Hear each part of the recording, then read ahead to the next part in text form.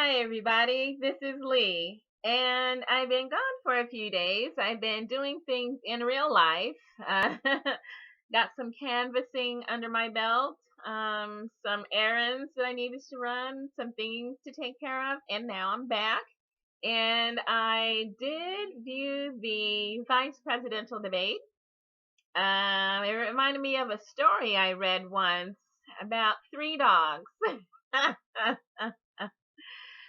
One was a terrier.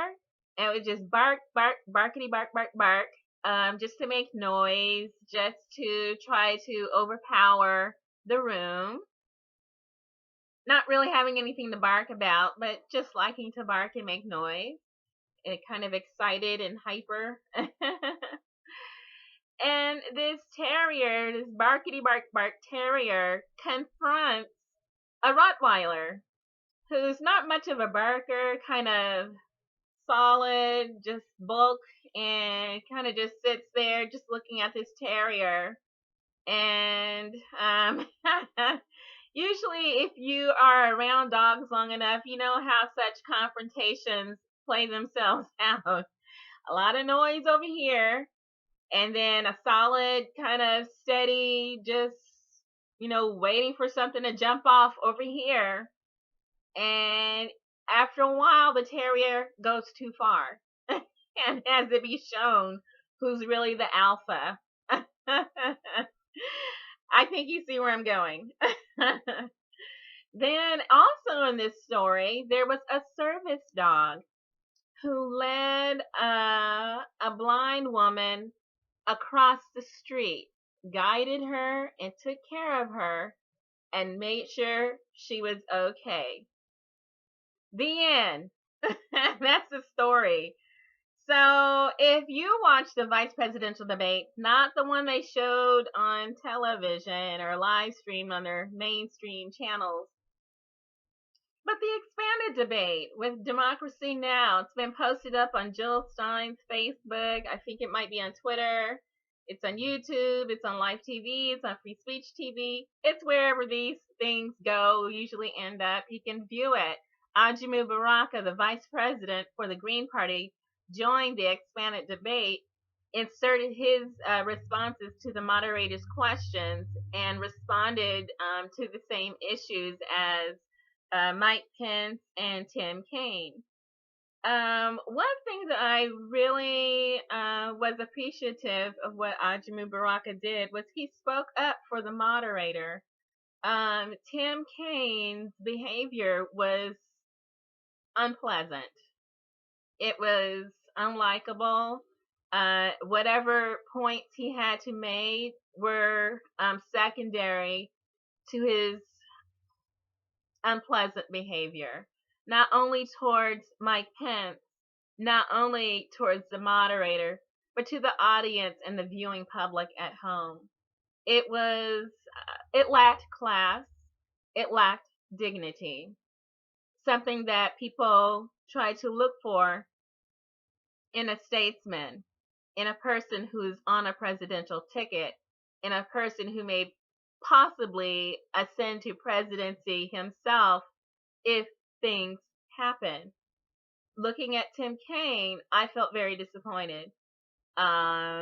He seemed not small just in stature, but small in presentation. It was disappointing. And I kept thinking, if only Bill Weld were there instead.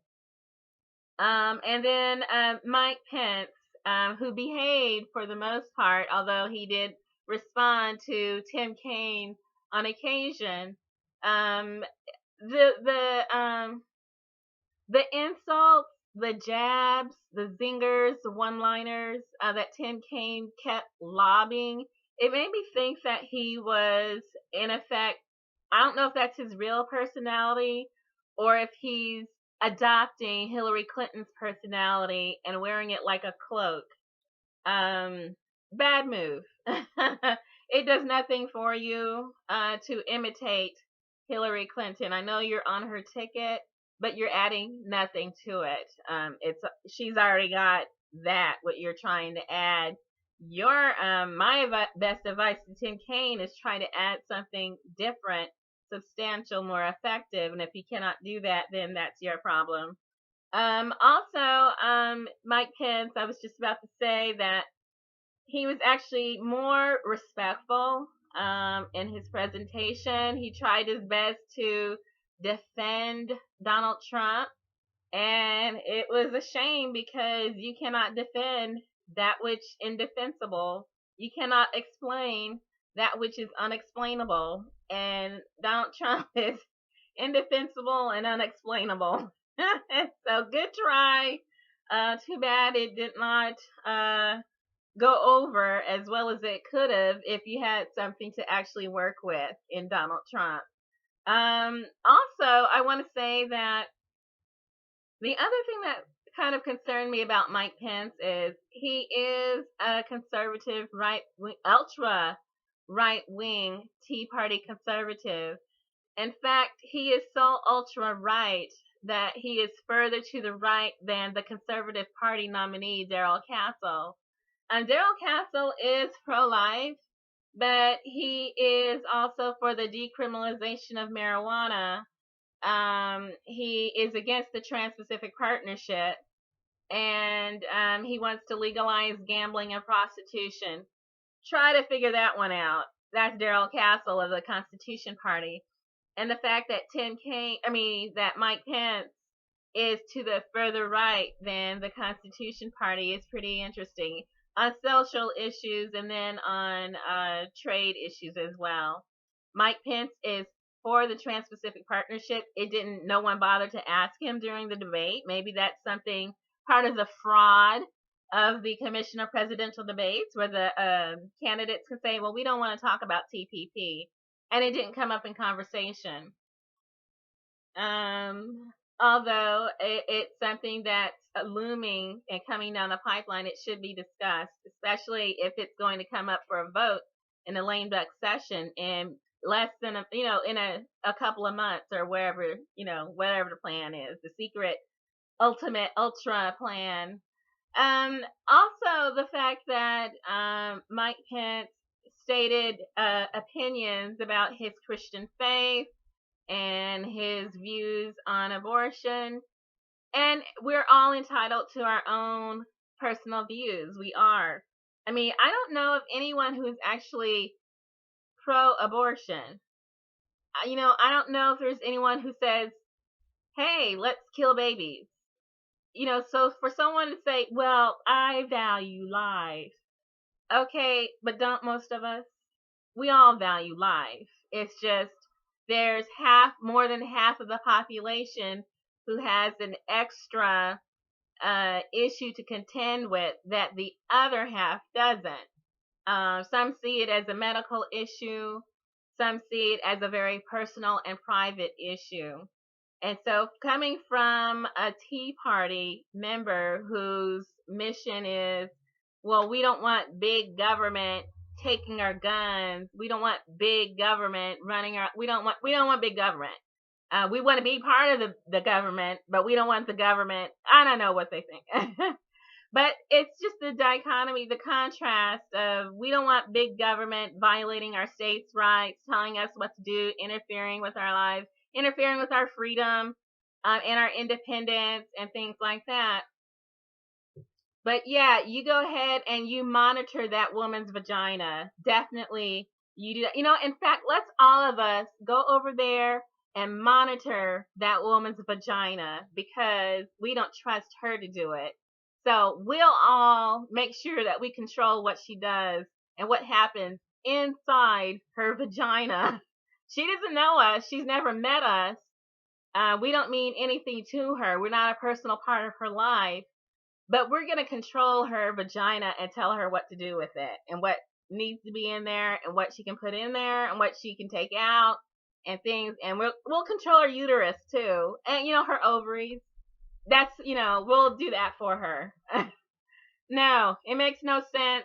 The only way that I can see Mike Pence putting this into policy, presenting this to us, the North American electorate, is if he's willing to post up a PDF of his vasectomy and its results. Basically, being the big dog on stage, if he gets himself fixed and then posts up proof of that, his medical records showing his vasectomy, because his reproductive organs are in need of regulation too. Apparently, if he's going to regulate ours, we're going to regulate his. Okay, we'll make that deal with you, Mike Pence. That's how I'm going to view that.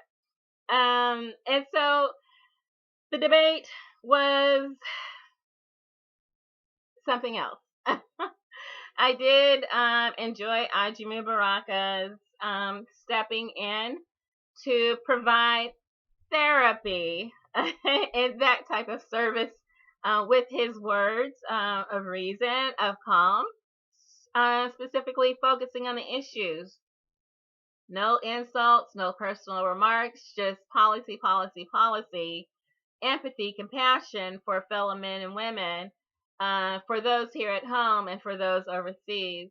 I would highly recommend that everyone view that, and then also view the fact that it was Ajamu Baraka who reprimanded Mike Pence and Tim Kaine, but particularly Tim Kaine's behavior was just so disrespectful of everyone in the room and the viewers at home, that they were disrespectful to the sole female on the stage, the moderator. And I mentioned that, Ajamu Baraka was leading the blind woman across the street. For whatever reason, the dynamics of the camera, she sat with her back to the audience and there was no camera facing her. So at all times, we just saw the back of her head. It was just so weird. So even while she was speaking, several lines at a time, all we saw was the back of her head. And that was just such a weird dynamic that they put together. Kind of a weird production. And so it was almost like disempowering to her. And then for Tim Kaine to talk over her, disregard her, disrespect her when she tried to moderate and, say, it's your turn, and they just said, no, I'm going to keep talking. This is my show, not yours. We'll speak, and even though we're not saying anything, we'll just keep talking. That was unfortunate, I think. But overall, I think Ajamu Baraka contributed something pretty positive to the discussion.